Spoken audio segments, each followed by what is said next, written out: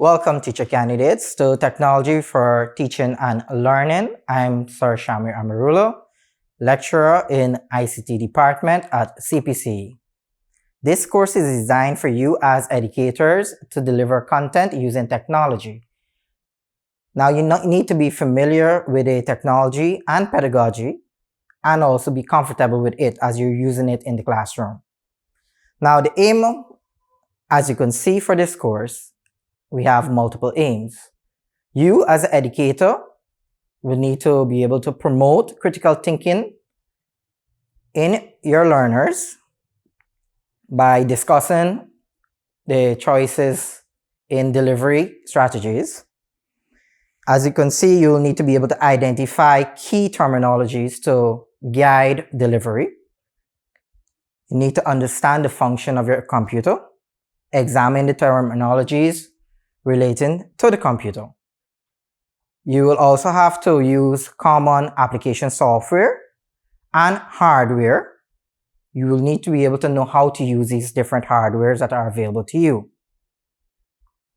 Now, in the week 1 and 2 of the course, which is Unit 1 relating to the computer hardware, we will need to know about the different hardware in the computer system.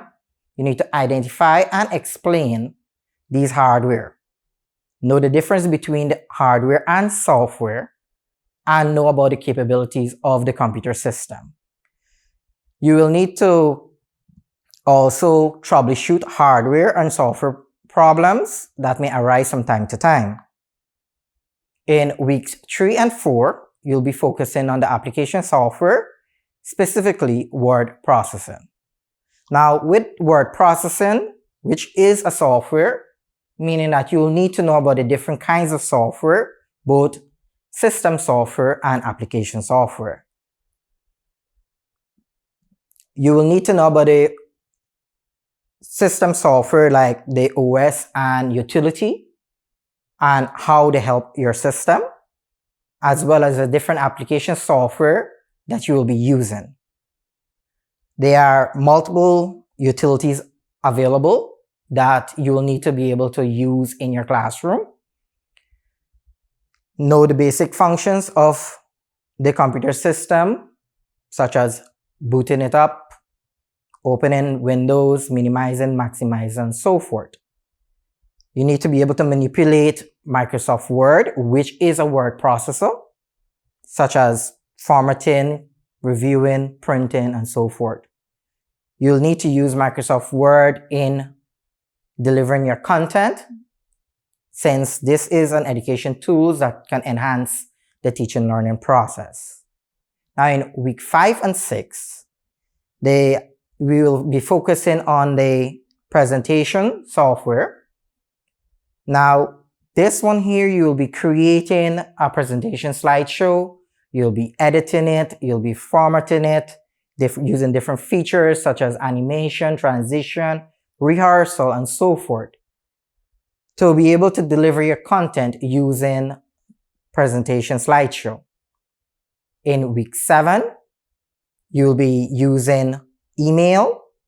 You'll be learning how to use email, what are the advantages and disadvantages of using email. You'll be able to know how to format your email, especially for a specific audience and for a specific purpose. You'll be using email as a communication means between you and your learners. In week 8, you will be using the browser and search engine, which is the browser is another application software. So, of course, the browser has to be connected to the internet, so you'll need to know what the internet and web is, what are the different browser software available, the basic functions of your browser, what is really the address bar and how to use it, the URL, search engines that are available for you to use, and the techniques that you can be able to use on the search engine to find your specific information. In week 9, you will be looking at the policy awareness relating to ICT in education.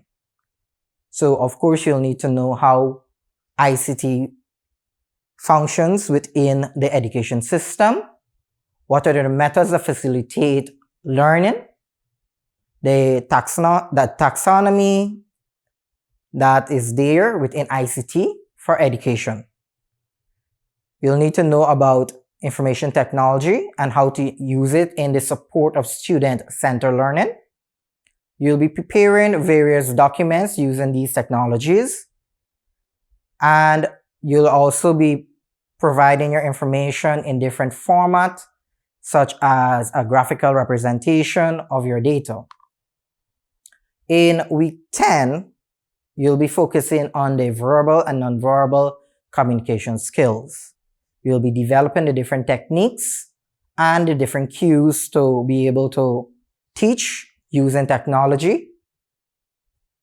In week 11, you'll be looking at technology literacy, specifically the curriculum and the assessments. Now, different assessments you can be able to use different assessments in ICT, such as online quiz, auto-answered quiz, and so forth when you're delivering your content. So you're not only restricted to just being on chalk and talk.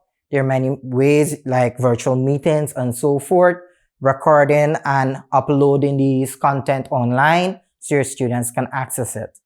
You'll be able to understand the difference between teaching technique and delivery method.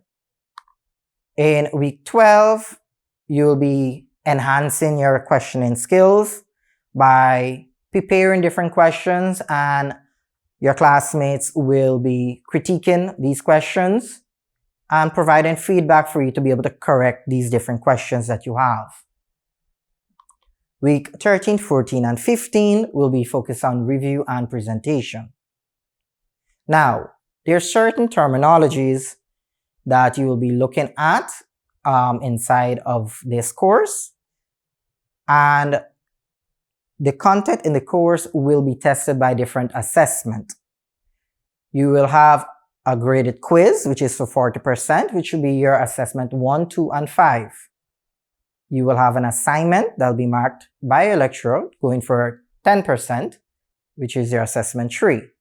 You'll have a self-graded assessment, which is also 10 marks, which is assessment 4, a peer-graded assessment, 20%, which is your assessment 6, and then you'll have a test, which is also 20%, your assessment 7, which gives you a total of 100%. This particular course is a continuous assessment. Now, throughout the course, you might hear computer and computer system, and you might be wondering, are they the same? Even though the terms are used interchangeably, when we talk about computer, we're referring to an electronic machine that processes data according to a set of instructions. The steps relating to computers are the input, output, processing, and storage steps. Computer system includes all the hardware and software in the computer that enable it to function. Now, you might also hear about data and information. However, when you talk about data in ICT, you're talking about the raw facts and figures that don't make sense by themselves. The information is processed data, but it should be able to be interpreted, analyzed, and understood easily. Like, for example, here we have some random numbers. If you see those numbers, you might not know what they mean. But then if somebody put a description there saying that that's the lotto draw, then you understand what the significance of those numbers. We have a date. You could give it to anybody. If they're not from Guyana and they're not aware of Guyana Independence Day, they might not know that. But if you have that description, you immediately know the significance of that date. And here we have a mathematical equation, which you might not understand what it means until it goes through some processing. And then you understand that it actually equals to 27. Now, hardware and software. The hardware, as you understand, hard meaning that it's a physical component, like your keyboard, your mouse, and so forth. Software which is also known as program. These are the computer instructions that tell the computer how to complete a particular task. So anything like that you use to complete your task or anything running on your computer to ensure it functions properly, those are programs, software. Your operating system, your browser, Microsoft Word, all of those are software. Now, other than the hardware and software, you also have soft copy and hard copy. These are outputs of the computer system. Now, hard copy, which are the printout of your computer. Now, basically, once information is on a physical medium, such as plastic, paper, cloth, so forth, that's considered hard copy. Any printed or written document, hard copy as well. Soft copy is basically information in an electronic form, such as a display, sound, force feedback. It can also be your audiobook, videos, and images you have on your computer system.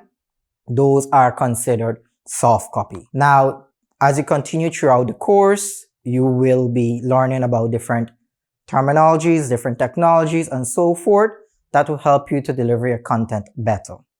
I'm Sir Shamir Amarolo, a lecturer for the PIC 112 course, Technology in Teaching and Learning 1. The course will enable you to use and incorporate technology that's available in your classroom to ease you in the delivery of your content. We need to learn to move away from the chalk and talk. That's a boring method and it's more lecture or more teacher-centered. As we move more towards student-centered, we need to incorporate the different technologies to help us to deliver the content with different means, since we have mixability in our classroom. Our students learn different ways, so I encourage you to learn how to use the different technology available there to enhance your teaching and learning in your classroom and to be able to help the students learn with ease and efficiency. Thank you.